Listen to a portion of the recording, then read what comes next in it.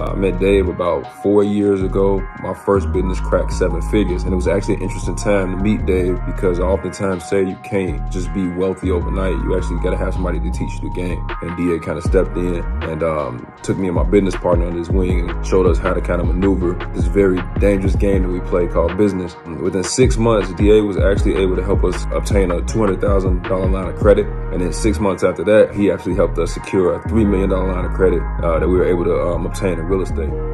After sitting down with David and going through some ideas and some concepts, in the first 6-7 months, I think we did roughly about $10 million together. It's an exceptional program, and David did something for me that no one else had ever done. He taught me the power of global expansion and really understanding the importance of an international network and how we can build on that network. Him and I have done projects that surpassed the $20, $30 million mark. My life has changed in more ways than one for the better from the development of our relationship. And I'm just so happy that you have brought me in to the fold and have shown me how important the power of a network internationally from.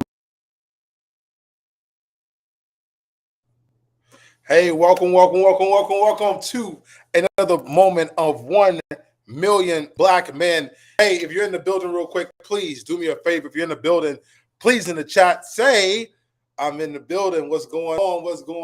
Let them know I'm in the building, baby. Hey, I'm kind of relaxed today. You know, I got on just a quick selfish plug, Actively Black. If you ain't checked it out, check it out. Hey, I love it. Love the great stuff. Actively Black's a great kind of Afro leisure type of man, Under Armour type of stuff. Really, keeps you cool. You like hang out. Real quick, man, I'm gonna get into some things tonight. I had a crazy day. I just want to go through some stuff on my own day and some things that I was doing, and just kind of give you guys some insight real quick on just like, first, say hello to everybody. But I actually want to address about as we saw the shooting in Jacksonville. The shooting recently we saw in Jacksonville, which was a horrible racially motivated shooting. I pray and obviously my heart goes out to the families of those families who were killed for no reason inside of a Dollar General. People that were shot and killed because of their race or their ethnic background. It's a time to, I think, not be. It's a time to, yes, speak out, obviously, because racial hatred is one of those things where I think anytime somebody is willing to kill somebody just because of how they were born, in the sense like you're willing to kill them, there's obviously some derangement and also some hate that's inside their heart. But I think the biggest thing from this is seeing that,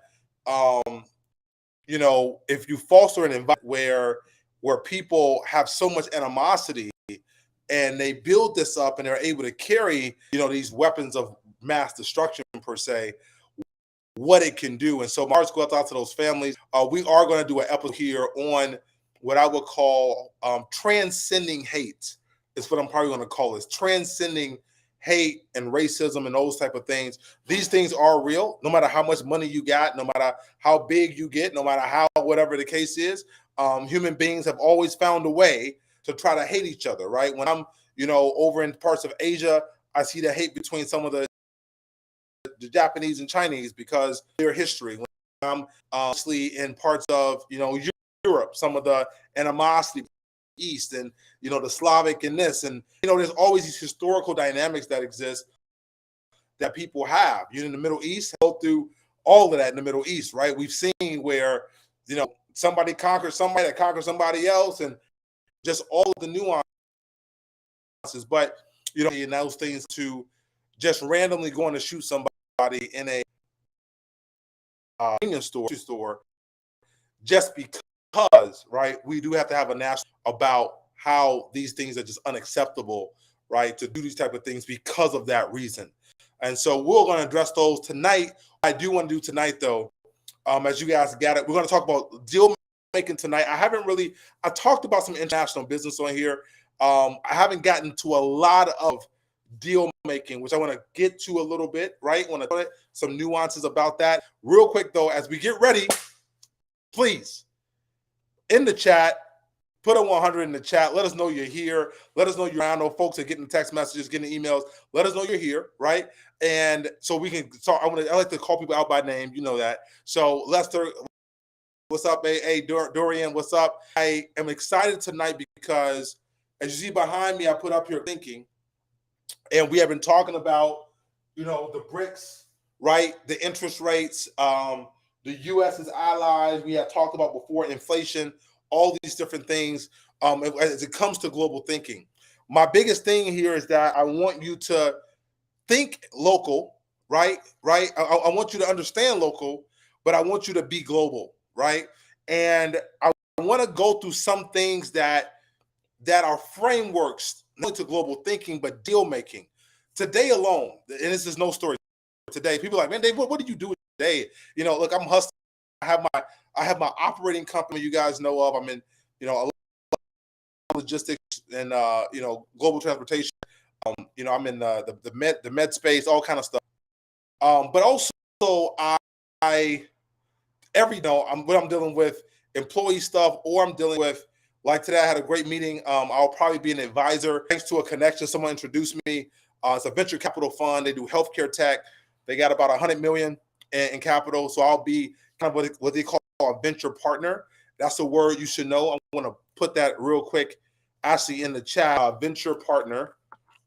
It's one of those words that you should at least be familiar with, right? Venture partner, and what that is, if my back team can put that also on the screen real quick. Everybody, welcome, Terrence, Thomas, Will, everybody, welcome. Venture partner is basically venture capital fund. One thing they do is that in order to build their deal flow, in order to, like, you wonder, how does a company find Facebook before they become Facebook, right? How does a company find, whatever it is, Snapchat before their Snapchat, or Twitter, or whatever tech company or massive company you've seen be successful? How do people find these companies? Well, they do it a lot through venture partners, right? That word right there, right? And what a venture partner is, there's somebody that has expertise or experience in the area, and basically they're what I call the team. See, what a lot of people don't realize is that, like, you have the ivory tower, right? And then you got the block. If I can write this up real quick, right? I just want to do this. This is free. Okay, this is free for you guys who check this out. So you got the ivory tower, right? So you got the tower, okay? Right? And you got the boardroom, and you got all the big shots, right, that are up there, right? Okay, you got the boardroom and all the big shots. With my other hat, right? Welcome to the thing, right? So you got the ivory tower, and then street, okay? And what a lot of people don't realize is that when you're dealing with the ivory tower in the boardroom, like, the Goldman Sachs of the world, JP Morgans of the world, you got the, USB, you got all these deal making at the boardroom level, the corporate C-suites, okay? So you got all these deal making happening up here, but they can't do deals unless somebody down here on the block, on the street, right, is asking for the deals. So the deals, don't let anyone get you twisted. The money, the transactions, the money is on the street. It's on the block. I want you to understand that. Like, don't ever let anyone confuse you to think, oh, the boardroom is where there's a lot of fancy stuff that happen in the boardroom. There's a lot of great meetings that happen in the boardroom. But the boardroom can't exist unless they get the deals from the block. So companies are always looking from the ivory tower in the boardroom. They're always looking for things that are happening on the streets, things that are happening on the block. They're always looking for, like, who's the 4 or 5 locations and starting to build out, the right. Who's the company that who's the new Spanx, right? Who's the new whatever the case is. That's why Shark was such a powerful show, because Shark Tank, as he showed you saw the billionaires, you saw Mark Cuban, right? And here's a guy pitching, a special pen. He's only done 200,000 in business. But Mark Cuban needs him just like he needs Mark Cuban. So people get it twisted. They think, well, like this guy is so much more. So no. In order for him to continue to thrive his wealth and continue to move along the pendulum, he needs, right, the person who came up with the new invention for the pen. He needs that, right? He needs to find the new entrepreneur he can put 100,000 into and be able to catapult that. We're going to do some sessions in the venture capital, on investment, on those things. So that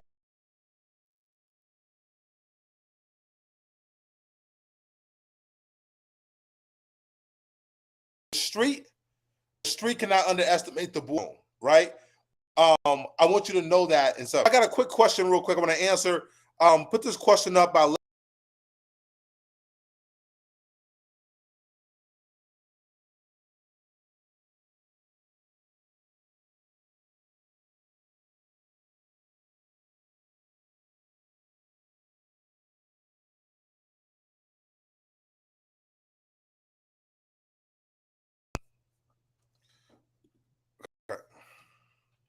all right, I know my video old, everybody. I think it's back. My video froze for a little bit, but I think it's back, okay? He said, what is the long-term security of the American dollar as a preferred currency? Okay, so here's the quick skinny to all of this, right? As you know, the American dollar is a fiat currency that was taken off by the gold standard. Why was that a gold standard? The gold standard was built just like real estate because currencies had to be built off an asset base in order to after World War II, right? Most of the gold, let's get this.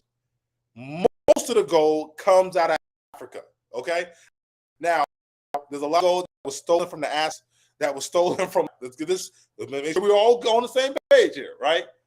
Most gold is coming out of the African continent that was taken. Okay. We had the gold. Okay, where we keep most of our gold, right? Fort Knox.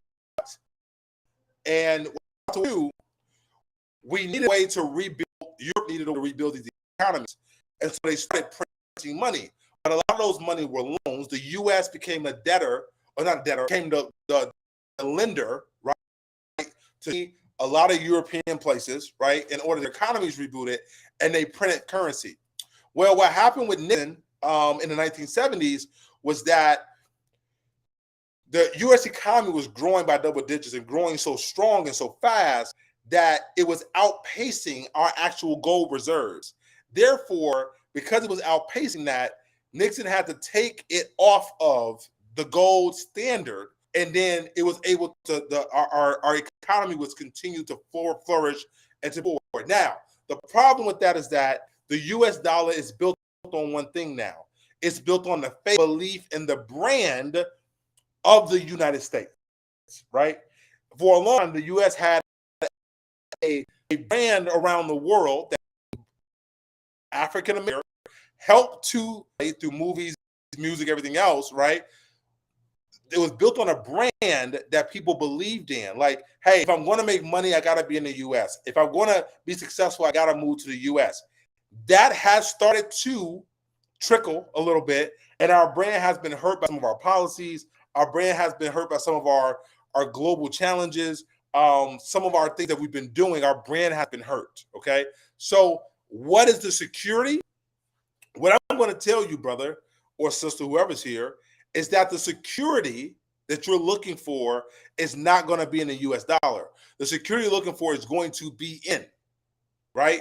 Your ability to understand markets, your ability to understand economies, your ability to understand and business and move accordingly, because all can shift at any time.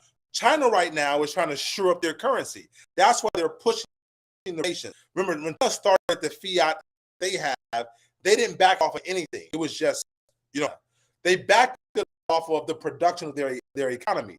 But as the world, the globalization, and as we're going into more de-globalization, because we can't get goods and services because of supply chain, China's economy is starting to falter. So what China needs to do, Brazil, Russia, India, other economies, so that they can shore up their own economy, right, and stay a player stage. They're following their interests. So if you ask me, my personal opinion, I think the US dollar and treasury is still a very safe, because our economy has the ability to reboot.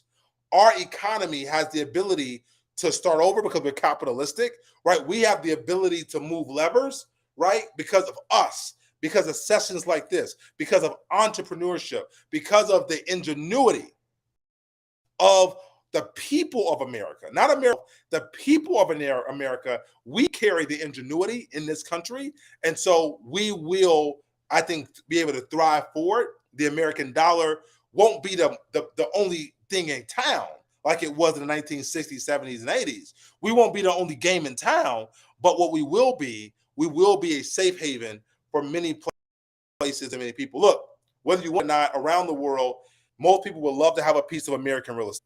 Most people would love to have a piece of American land. Most people would love to have a piece of an American company. Why? Because long term, it has shown to have the resilience and mobility to be able to shore itself up and be strong. So I just want to say that. All right, let's get to it. I hope that helped. Guys, if that made sense to you, put a 100 in the chat. Put a 100 in the chat if that made sense to you, what I just said around the currency. Hope I gave you guys a good, full explanation of why I think our currency is going to be in good shape. All right, here we go. So real quick, my back office team, let's talk about this real quick. Global thinking, but also deal making.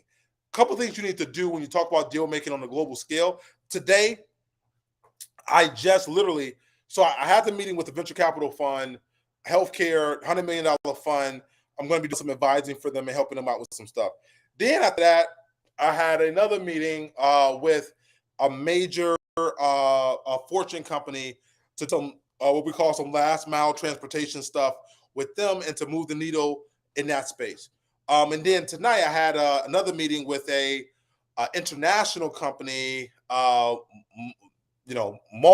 whatever 9-figure, whatever 8 not 9 more than 9 like a figure company, multi-billion-dollar company about another kind of joint venture we're going to do over on the African continent. And so what I'm telling you guys is that if this is a space where you feel like, man, I like the idea of global business, I like different cultures, I like interactive spaces, I like cross-continental things, this is a space I want you to listen to this lesson, listen to this series, because gain a whole lot of information about like the business. It's not what I tell people is that it's a lot of people get into global business out of necessity, many times out of necessity, right? But I think for speaking to a lot of Black Americans, if you get into global business out of curiosity, there is an amazing landscape for you, right? Because you have the ability to see the world in different lenses and different perspectives. One of the best gifts I think I'm going to be able to give my children is give them a global perspective, right? A global perspective. Like, for example, when I never forget the first time I'm talking to Black folks here, the first time I went over to the Middle East, and I understood that, when we use the word, the N-word, right? That they were also called the N-word, just called sin. They put sin in the front of it, and they were called the N-word as well. So they were called sin, whatever, right? And it changed my lens on like how, okay, like I do feel a personal affront if someone of a certain persuasion said that word to me, but I also understand too, wow, this thing was bigger than just, like American Africans, right? This thing was also South Africa. It was Brazil. It was Middle East. It was Southeast Asia, right? It was my brothers and sisters in Indonesia and the Philippines and anywhere where they were of a darker complexion, right, or melanin complexion, they were basically put on this totem pole, right, of hierarchy, right, to the point where, Hitler, right, outsourced Nazism to Japan, right? They had Japanese, I'm going to franchise Nazism to Japan and you be the Nazis of Asia, right? So, I mean, the global world gives you a dynamic perspective. And so I want you to think global. I want you to know, if I can get you to think more global about how you look at things, how you approach things, okay? it will suit you better and your children better. So put up these quick 4 points real quick, right? Local partners, local content, global thinking, and also global finance real quick. All right. So here we go. Local partners. And I think I might focus on local partners, local content, and global thinking. No. So local partners, right? Real quick, how do you pick? So let's say you're selling something or you have a service business, right? How do you pick a local partner? Like what makes sense for you to have a local partner? Like what makes sense? We talk about content and everything else. What makes sense local partner? Okay, I'm gonna give it to you real quick, right? So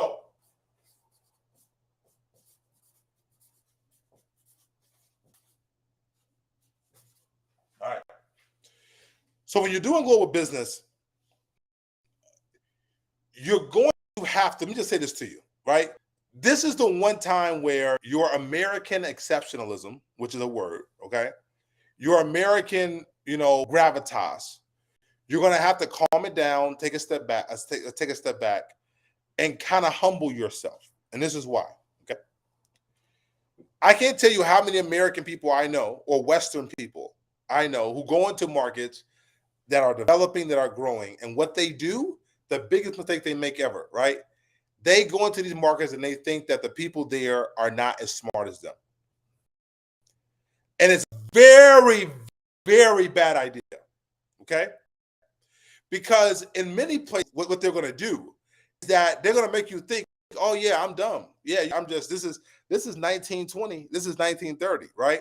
And what they're going to do, they're going to allow your naivete and your arrogance, right? They're going to allow that to kill you. And you're going to control, and then the rug's going to be snatched from under you, and you're going to realize, whoa, I'm not in control. Matter of fact, I just got the short end of the stick, and I got had, right? More people from the Western world get scammed, they get haggled, whatever the case is, doing business because they come with an arrogant mindset. So the first thing, right, in global thinking and local partners, you're going to have, right, a humble mindset. And when I say humble mindset, you're going to have to sit back and listen more than you talk. You're going to have to observe more than you project. You're going to have to take more time to really sit back and learn. So your mindset of humility is going to mean a lot until you learn it. When I was in China, I never forget when I got to China, man. And I just, you gotta understand, China and the US in communicating, we're on opposite sides of the terrain, right? One of the hardest things in diplomacy is the US and China, we're very linear in our thinking. And Chinese culture, they're very, right, very circular.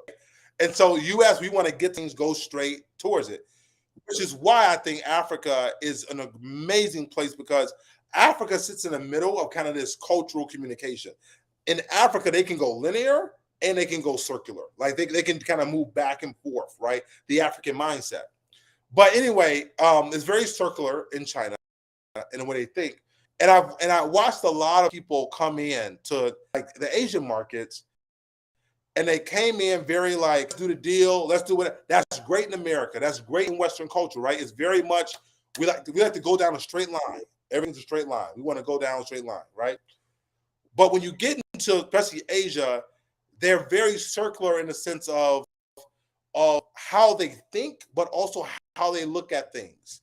There's a whole, you have to stop yourself and think kind of holistically about everything. And they want to talk about the whole holistic everything, right? They want to feel like there's, things to call guanchi. They want to feel like your family. They want to feel like I know you. I want to really feel things. It's not as transactional as it is relational, okay? So you have to come, the first thing with global thinking, with a humble mindset, right? Another thing you have to do, right, is that you have to in a global mindset, right? You have to have cultural sensitivity. Okay. And this is another thing, something that I feel like Westerners in America, something we struggle with, right? We struggle with humility and we struggle with cultural sensitivity, right? Because we think our news, our media, everything is centered around America. And unfortunately, what that does is a mindset that you think everybody knows what you know or thinks like you think. You actually think that. Everybody knows what you think, and that's not the reality, especially if you're going to do deal making globally. Now, if you're going to hire somebody and you're paying somebody to do something, hey, you should still have these things. But I get you saying, I need you to do it this way because this is the way that we do it. That's a different conversation, right? But when you're going to do deals, you're going to have partners, you're going to have a distributor, you're going to have whatever the case is, points of warehouse, points of distribution. You're going to need to come to the table humble, but also with cultural sensitivity. Can I tell you, more money is lost. More deals are broken down because of these two things. I'm telling you like a friend. Like, it's $1 billion on the table, but guess what happens? There's no cultural sensitivity and there's no humility, right? Somebody comes to the table. I was at a table tonight, literally, and someone said, yeah, I was going to work a deal with this person. I was going to do something with them, and guess what they did, right? They came. They didn't want to be partners. They thought they would have cast me out. They knew everything, and so guess what? I walked away. And so, in global thinking, you're going to have this, okay? Also, the other thing I would say, a big part of global thinking, okay? Big part of global thinking, you're going to need to understand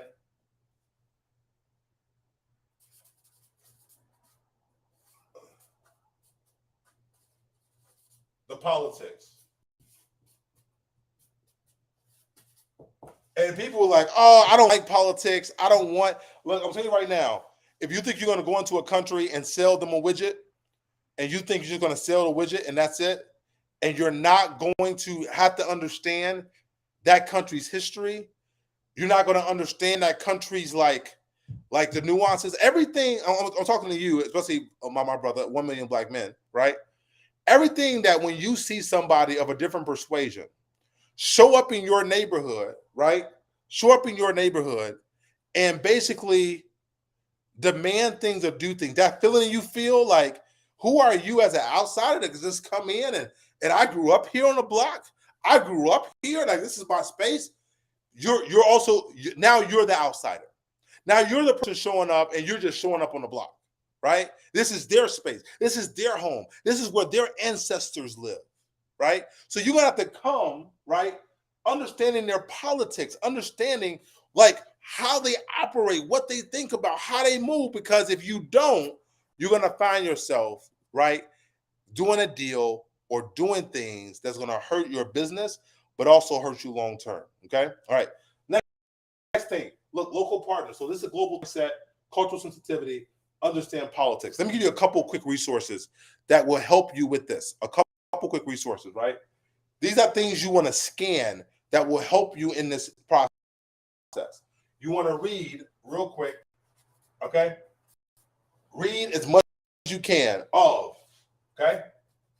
The Economist. The Economist is an amazing thing because it deals with a lot of things around the world, okay? Right? It deals with a whole lot of things that are going on, all that type of. Another thing you want to look at, right? You want to look at Bloomberg News. So just read, if you're on your phone, download out, just set your settings so you whatever countries you're interested in parts of the world, and start getting their news. Just start getting updates about what's happening, what's going on in their economy, what's happening with their currency. Let's just start getting updates. So use Bloomberg News. So I use The Economist. I use the Bloomberg News very, very, very, very much. Okay. And believe it or not, here's a space I really look at. I actually look at two news stations a lot. I look at a lot of, believe it or not, Al Jazeera. I think I spelled that right. And believe it or not, I actually do look at and I know it's high propaganda, but it's just like going to Fox News or CNN. I look at RT, which is Russian TV. And the reason why is that I'm getting that perspective, right? I'm getting the Russian perspective. I'm getting the Middle East perspective. I'm getting, because look, I'm already inundated with the American perspective. So I want you to understand, you every day are with the American perspective or what perspective every single day. That is the perspective that's given on Instagram, on Facebook, on whatever it is. Most of your perspective is filtered and influenced by a Western perspective. So what I want to get some of the Eastern perspective.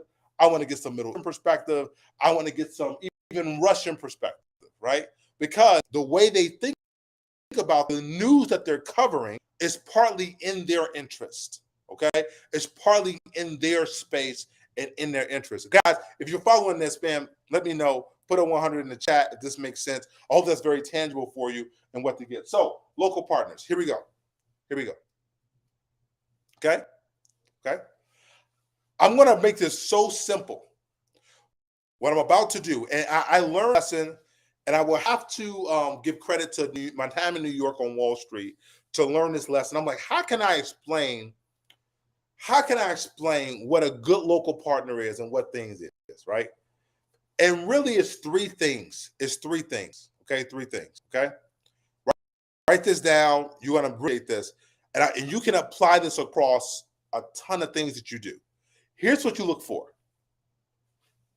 Number one, influence. Influence in your space, whatever it is, the person has influence. They have influence and reputation. Good name. Take a while to figure out, but this is something you must have with a local partner. Influence. Number two, right? This is different levels. This is going to be at different levels, but it's important.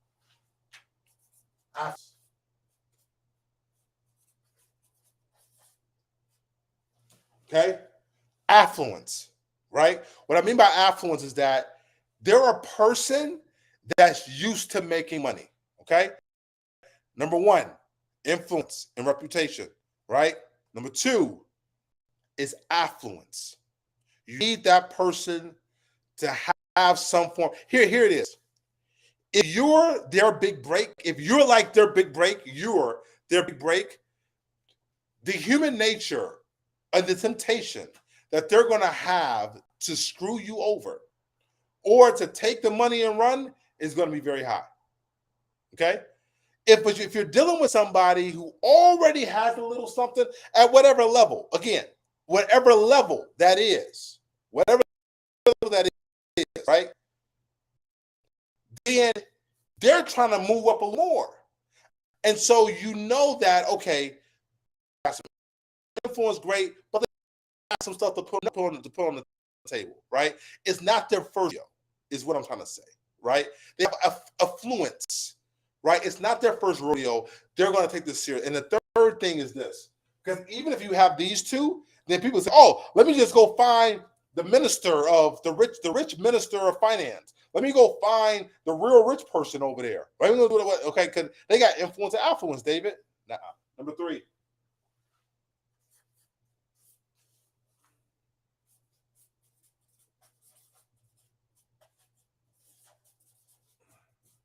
They still got to have a little bit of hunger and a little bit of grit. What I mean by that is that, let's say you're talking to somebody, and let's say they got $10 million. I'm just saying, right? I don't know, 10,000, whatever the number is, right? But they're like, man, I still like being in the game. I wanted to make 100. I just ain't hit 100 yet, right? They got a little bit of hunger and grit. Like they're doing it for a reason that they have a goal that they want to hit, right? So they got a little bit of influence. Now, if you get 2 out of 3, you could be okay, right? So someone can have influence, not a whole lot of affluence, but they got the hunger and grit.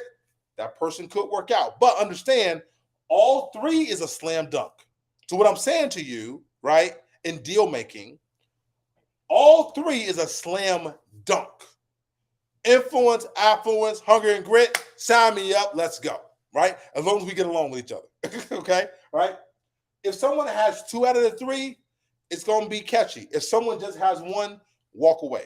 If you find a rich person with a whole bunch of affluence, but they ain't got no influence and no hunger and grit, walk away from the deal, okay? Run. You find somebody with a whole bunch of influence, ex-politician, they can get meetings with everybody, but they ain't got no hunger and grit and they ain't got no affluence, run away.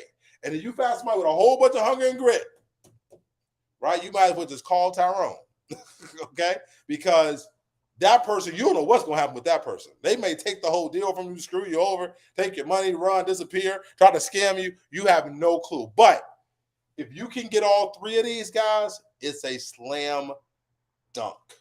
Guys, if this made sense to you, man, put 100 in the chat. Put a 100 in the chat. I know you came to get educated information. Because our mission and our goal is, number 1, to free us psychologically. Number 2 is that to give us financial freedom, which you can buy what you want. Number 2 is to economic right freedom, which is when you own the things that other people buy. Number 3, right? How do you do wealth creation for 7? Count them, 7 generations. How do you create influence for 7 generations, right? Wealth creation for 7 generations. Guys, this has been great. We're going to continue to do these parts about global deal making, global influence. But again, to recap, global thinking, have a humble mindset, cultural sensitivity, as well as understand the politics, okay? Right? Look, you could be selling perfume, eyelashes, or tires. I don't care what you're doing, right?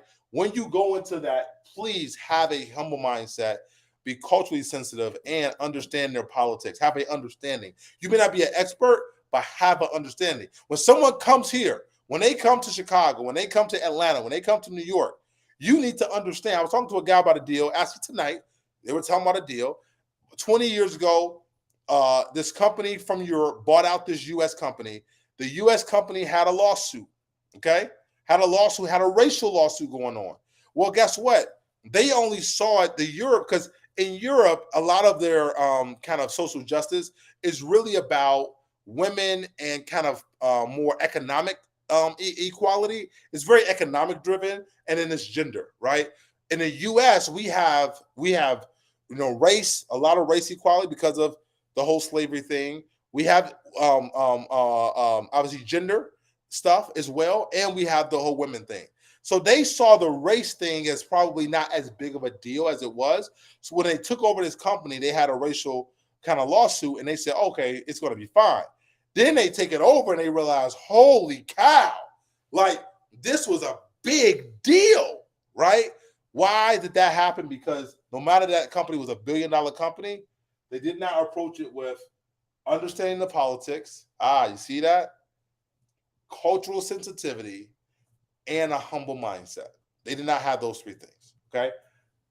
And then last, local partners understand influence, affluence, and the hunger and grit. If you can get all 3, it's a slam dunk. Listen to Dave, okay? If you get all 3, it's a slam dunk. If you get 1, you run for the hills. If you get 2 out of 3, then it's going to be a 50-50 probability, okay? You're going to be okay. But remember, influence, affluence, hunger, and grit, you want all 3 of these in local partners. This is even in America as well. But after everything I've seen around the world and what I've witnessed, I've noted that these 3 things are probably the most simple way I can explain what you're looking for in a local partner. Guys, I appreciate your time today. We're going to sign out. Oh, by the way, I want to give a quick plug. The guy who did our video of 1 Million Black Men, he's going to give me, a graphic soon.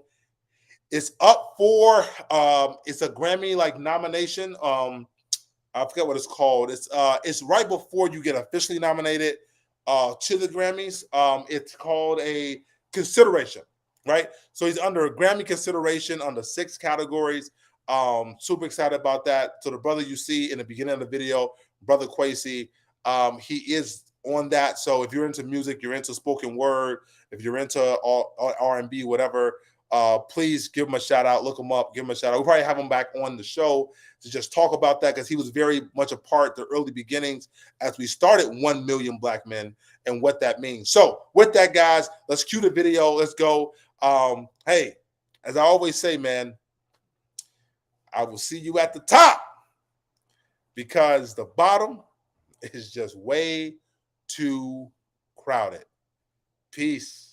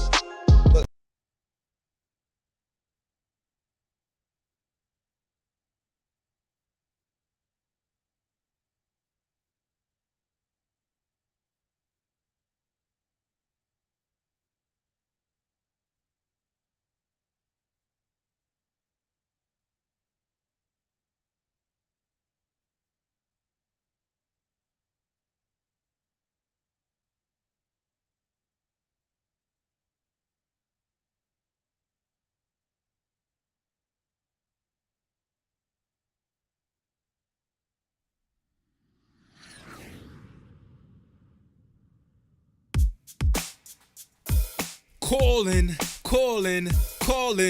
all black men. This is a call to action. This is a call to action, an action call. Calling all black men. This is a call to action. This is a call to action, an action call for 1 million black men. I am Kwesi to put you on a call path to win. This is not a Zoom call or a call on Facebook Live.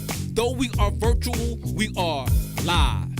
Not a call on TikTok like MLB black men, we are on the clock.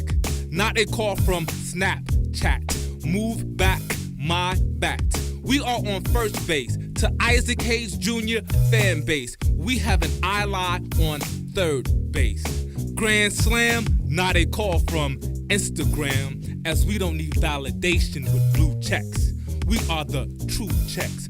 We do checks. We write checks. We are the right checks. We do family checks. We check in on our sons and our daughters. We are black men who walks on waters because our children like to FaceTime. We are black men who FaceTime. Let's FaceTime. This is still not a call from an Android or an iPhone. It is extraterrestrial to phone home. I know sometimes black men, we have to travel around the world to be appreciated at home. But you are not alone. You are in the each one, teach one green zone, where the elusive weapon is the truth. We are the black truth. We are Paul Pierce, the truth. We are the loot. We are 1 million black men strong. We will get along as we landline. We walk across their blue and red line. Now this call is from a landline with rotary numbers and a coiled cord. We are 1 million black men on one accord. This cord and phone transmits a dial tone, whether a local call or a call of long distance. Regardless of the distance, it connected us. Social media unconnected us. Our homes need us. They soul feed us. And not just food that give us niggas-itis. I write this, our homes bleed, sweat, tears for us. Black men, it is up to us. It is on us, not to just procure the bag. Buddha bless one, share it with me. Get the info under your afro, bro. And establishing sovereignty to be a one united bank for economic just us.